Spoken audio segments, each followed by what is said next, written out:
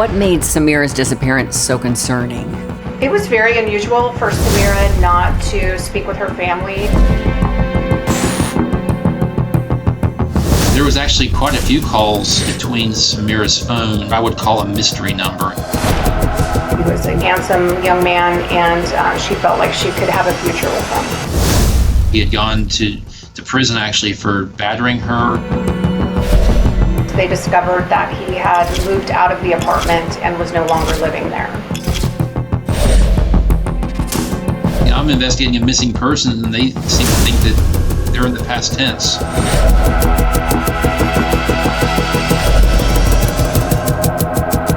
So what were you thinking when you saw him on video? It was certainly kind of one of those aha moments.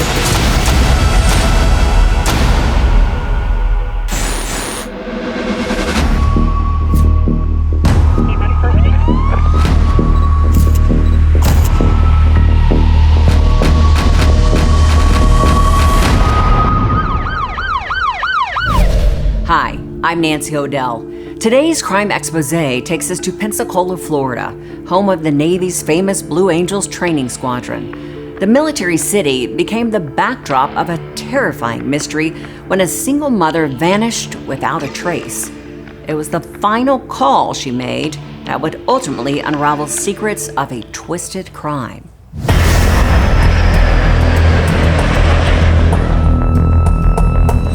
October 31st. While most people were out enjoying Halloween, the Watkins family was at home in a state of panic.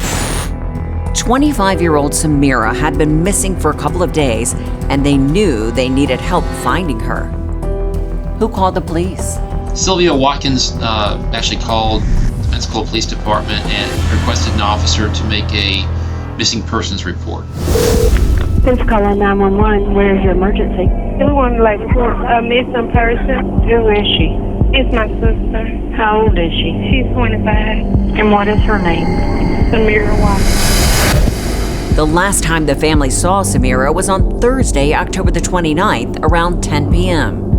Samira had come home from work, was going to see her boyfriend, was supposed to return home after that, and then never was seen or heard from again. Sylvia said the family realized Samira hadn't come home when Samira's 4-year-old son woke up the next morning asking for his mom. She tried calling and texting but got no response. By Friday evening, she and another sister drove over to the apartment of Samira's boyfriend, but Samira's car wasn't there and no one was home. By the next morning, it was clear something was terribly wrong. What made everybody in the family so concerned? It was very unusual for Samira not to speak with her family. She was very close to her sister and her siblings, and she also had a very young son. Samira's son was the world to her. She was raising him alone and trying to give him the best life possible. She was really trying to do her best to make a good future for herself and her child. She was a manager at a local fast food restaurant here in Pensacola. She was attending college to be a dental assistant. Investigators put out a BOLO, or be on the lookout, for Samira's car and requested her phone records. Family had said Samira was headed to the apartment of her boyfriend, Ricky Littleton, when she vanished. Police learned Ricky was a naval officer that Samira had met 4 months earlier. He was a handsome young man, and she felt like she could have a future with him. She thought that he would be a good role model for her child. He has a good job. He kind of checked all the boxes, so to speak. Detectives wanted to speak with Ricky Littleton. They went to his apartment only to find it empty.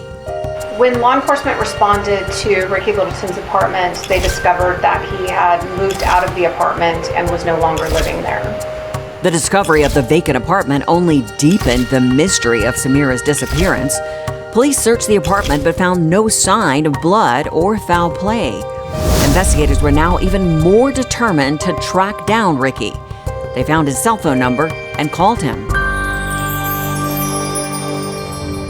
When law enforcement got in touch with Ricky Littleton, he had no idea where Samira was. The last time he had seen her was on a Wednesday before she was reported missing.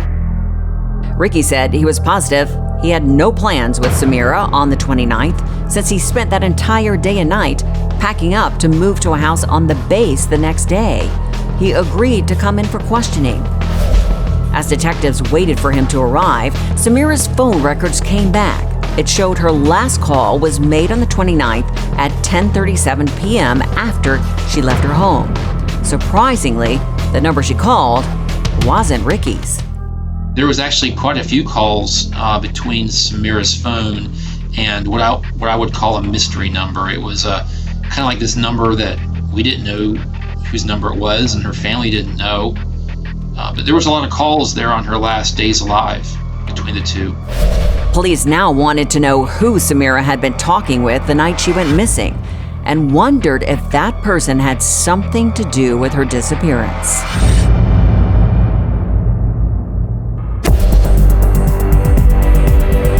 Police were on the hunt for the unknown person Samira had called right before she went missing.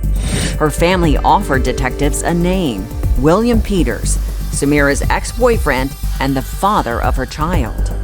What made them think that he might have been involved in her disappearance? And there ended up being a domestic violence incident between the two of them that caused him to actually go off to jail for some time. Peters had broken into Samira's home, attacked her, and kept her from leaving the house for days. He was convicted of battery and false imprisonment. He served time, but got out early. And he had actually been released from prison not too long before Samira went missing. Investigators learned Peters was back in Pensacola, and they confronted him about Samira's disappearance. He denied any involvement and offered police an alibi. Not too long after William Peters was released from jail, he started working for a overnight cleaning crew, and that's where he said he was. He was at a certain location cleaning. Detectives spoke with his manager and co-workers who verified where he was that night. They then asked him for his cell phone number. The last number that Samira was in contact with was not the phone number of William Peters. With Peters crossed off the suspect list, detectives turned their attention back to Samira's boyfriend and learned he had a secret that he hadn't originally shared. Ricky Littleton wasn't his name. It was actually Zachary Littleton, and he was a married man. Zachary Littleton's wife and his child were due to transfer to the Pensacola area on November 6th. The timing of his family's arrival and Samira's disappearance seemed a little too coincidental. And then Samira's sister dropped another bombshell. Samira had just learned she was pregnant. She was excited. She was looking forward to having this child and raising it with Zachary Littleton. Okay, all right. You'll have a seat here. I'll be right back, okay? Detectives had a lot of questions for Zachary Littleton when he finally came in for an interview. From the beginning, it was clear he was trying to downplay his relationship with Samira.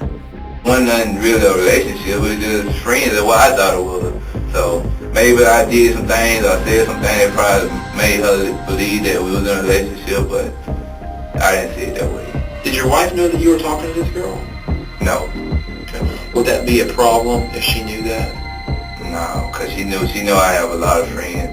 All right. Did you have any kind of a relationship with Sammy that was more than just friends? No. You know, I'm investigating a missing person, and they seem to think that they're in the past tense.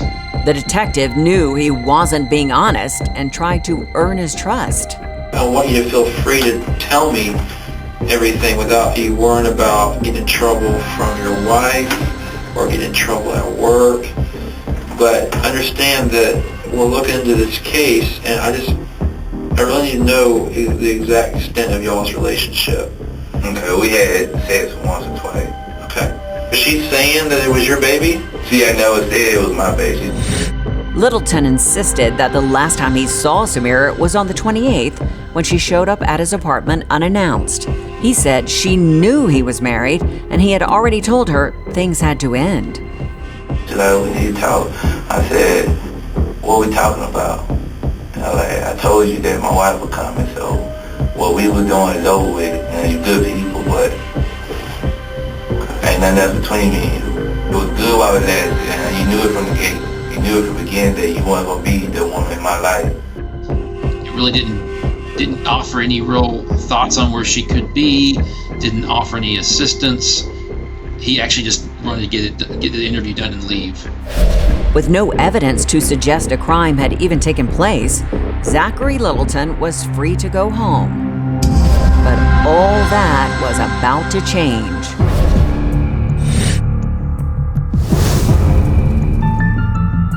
For 4 days, the whereabouts of Samira Watkins had been a mystery. But on November the 3rd, a couple of jet skiers near the Pensacola Naval Air Station found a black duffel bag that had washed up on shore. Sheriff's 911, where's your emergency? We think we found a dead body. We're at the Navy Point right off Sunset right now. It's in a bag, like a big old bag you carry on a plane. It looks like it has blood over it. It has a big old lock on it. Upon closer inspection, they noticed that there were some flies on it. There appeared to be some blood. When the sheriff's office got there and they opened it up, they found the body of a female inside that bag. She was naked except for a bra, and she had duct tape completely wrapped around her face. Detective Thacker went to the scene, knowing in his heart it was most likely going to be Samira Watkins. We had her fingerprints already ready to go if in case we found something that suggested foul play like this. So our latent print examiner was able to, right there on the spot, verify that was her. The medical examiner determined the cause of death to be asphyxiation by suffocation. Samira had been murdered. During the autopsy, the medical examiner noticed that she only had one earring in her ear. Why was that something they noticed? Maybe during the struggle or something, it had been ripped out, something like that. Samira's sister was positive that when Samira left the house that night, she was wearing both earrings. A check of the surveillance video from Samira's workplace on the 29th also showed her wearing both. So police looked inside the duffel bag for the second earring, and although they didn't find it, they discovered something else. There was at least one paper towel that had a very unique design pattern on it, had some flowers, maybe some birds. There was a Clorox wipe. While Samira's family mourned her loss, the story of her murder became big news around the area. 2 days after her body was discovered, someone reported seeing Samira's red Ford Taurus in a driveway of a vacant property. In the glove box was a letter from her doctor. And it was a letter basically confirming that she was pregnant, congratulating her. And it was dated just before she went missing. Detectives had their suspicions about who was responsible, but they still needed to figure out who the mystery person was that Samira had called the night she was murdered. What did detectives find out about that number? It was a track phone or a throwaway phone. Police were able to trace the phone to the location where it was purchased, and they learned that the person who activated it was none other than Zachary Littleton. Everything he told them had been a lie, and now they had enough to get a search warrant for his home to see if he was hiding any evidence there. As soon as they arrived, they saw some familiar-looking items. We found the matching paper towels. It was an exact match to the pattern. I believe that Littleton had that same roll of paper towels and used them and tossed one of them in the bag. He had Clorox wipes there at his house, consistent with the one we found. But there was more. When investigators looked in Littleton's bedroom, they were shocked when they discovered Samira's missing earring inside a plastic bag. It appeared that during the murder at the apartment, that earring did come out, and that Littleton locked that earring into a bag and he moved that thing right over to the new house. What was your reaction when you saw that earring? I knew we had the right guy, and it was just further strengthened. When you think about it logically, there's not a lot of ways for him to have that earring except to be involved. I mean, it links him to the whole thing. But investigators wanted even more. They pulled Littleton's cell phone records, and it showed he had been away from his apartment just hours after Samira disappeared. Police theorized it was during that time that he dumped Samira's body and car. We know pretty much everything he did that night, but one of the pieces of the puzzle that's missing is how did he get back home? Detectives called the cab companies in the area and caught a huge break. They discovered a pickup for a person named Zach at a Waffle House that was approximately a mile from where Samira's car was found. The Waffle House had a camera, and at 4:20 a.m., it captured Zachary Littleton walking in with Clorox wipes in his hands. When you saw the video, what was your reaction? Oh man, I was giddy. I didn't see how, at that point, with everything else, I mean, that whole case was put together. Zachary Littleton was arrested and charged with first-degree murder of Samira Watkins.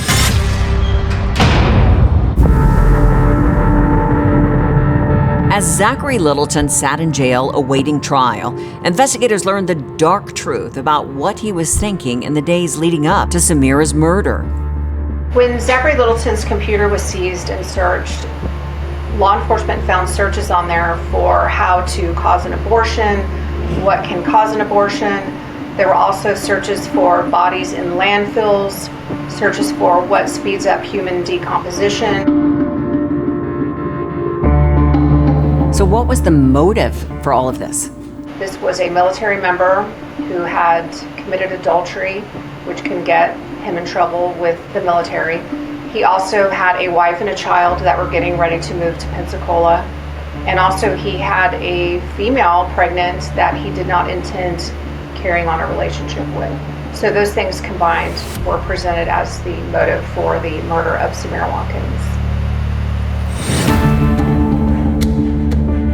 On June 30th, Zachary Littleton was found guilty of first-degree murder and sentenced to life in prison without the possibility of parole. His monstrous attempt to cover up an affair not only ruined his life, but left Samira's young son without a mother and his own child without him.